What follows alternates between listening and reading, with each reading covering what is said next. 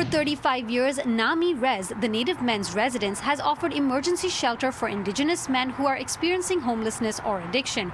And over the years, they've launched several programs at their Sagate Transitional Residence that help men get back on their feet by reconnecting to their roots.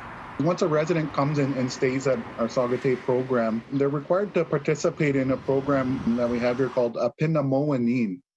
Apinamoanin in Ojibwe means having confidence in myself. And that's exactly what that program helps to create, to help them be proud of their Indigenous heritage and learn cultural ways of dealing with stresses, to heal. The program includes workshops on healthy living, financial literacy, creative writing, drumming, community gardening, and traditional teachings, just to name a few. Many of these are now virtual. We purchased 20 laptop computers, and we were able to get a Zoom account and provide instruction over Zoom. And it's really neat seeing the guys, work with the laptops. Not everybody was computer savvy at the beginning. I wasn't computer savvy either when I had to go to Zoom meetings, and I had to learn. So we're able to learn. As a result of that, our life skills program adapted really well to COVID. Some programs are still held in person in much smaller groups with social distancing and other COVID safety protocols being observed. One of the unique ones is Cree or Ojibwe language classes. No other shelters in Canada, or at least in Toronto, offer native language instruction.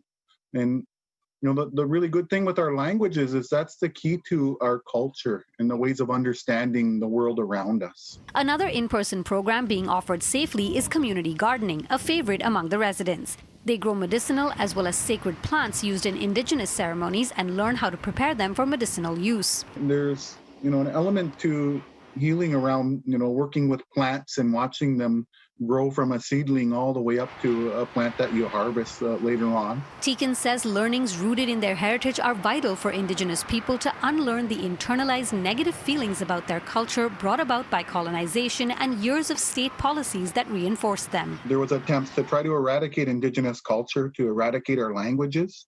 And as a result of that, a lot of people, there's shame in relation to sometimes learning our culture. So we're trying to build up pride again within our culture and help people to be resilient and unlearn some of those negative behaviors. What other culture is taught in the world that is taught to be ashamed of their culture?